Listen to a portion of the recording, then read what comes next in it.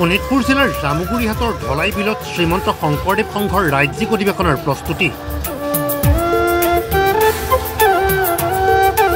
দেওবাৰে সংঘৰ ৰাজ্যিক অধিৱেশনৰ লাইখুটা স্থাপন কৰা হয়।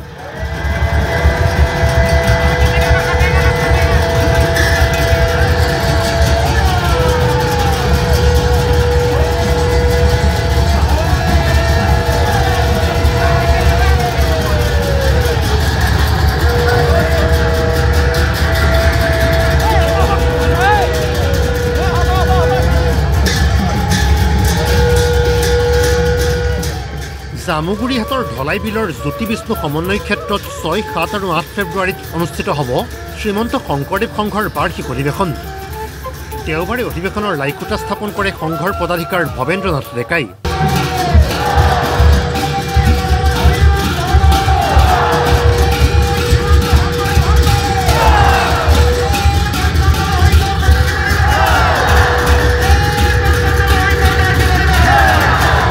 কেইবা সহস্ৰাধিক লোকৰ উপস্থিতিত দেওবাৰে পুৱা 95 সংখ্যক অধিৱেশনৰ লাইখুটা স্থাপন কৰা হয়। আয়তীৰ উৰুলি, ফুল, তাল, শংখধ্বনিৰ মাজেৰে সংঘৰ সম্পূৰ্ণ মাংগলিক পৰম্পৰাৰে স্থাপন কৰা হয় লাইখুটা।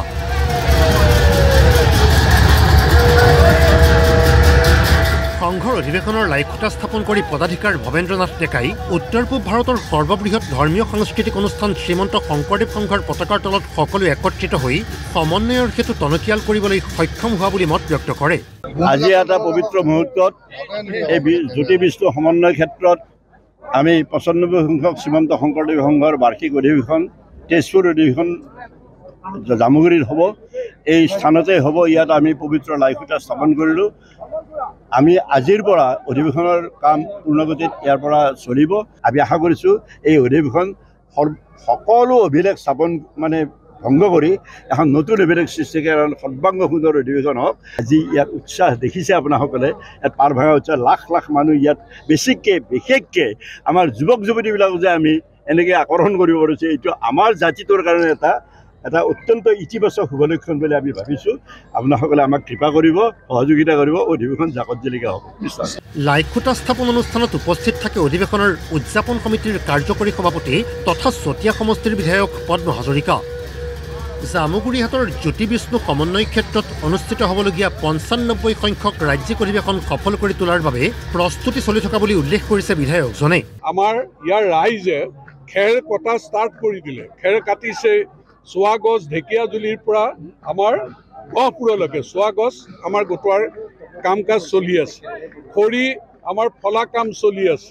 গতিকে খোৱা বোৱা আমাৰ যিবিলাক ঐতিহ্য আছে, পৰম্পৰা আছে, এই সকলোবিলাকৰ প্ৰতিফলন ইয়াত হ'ব এই আশা কৰিছোঁ। খালি তেখেতসকলে আমাক আশীৰ্বাদ কৰক।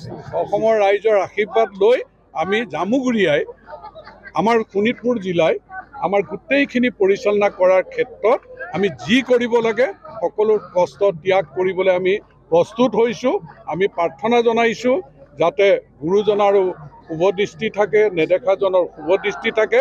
আমি যাতে সৰ্বাংগ সুন্দৰ এখন অধিৱেশন ইয়াত অনুষ্ঠিত কৰিব পাৰোঁ। জামুগুৰিহাটৰ পৰা কেমেৰা পাৰ্চন প্ৰেমৰ সৈতে ফণীন্দ্ৰ বৰুৱাৰ ৰিপৰ্ট, DY365।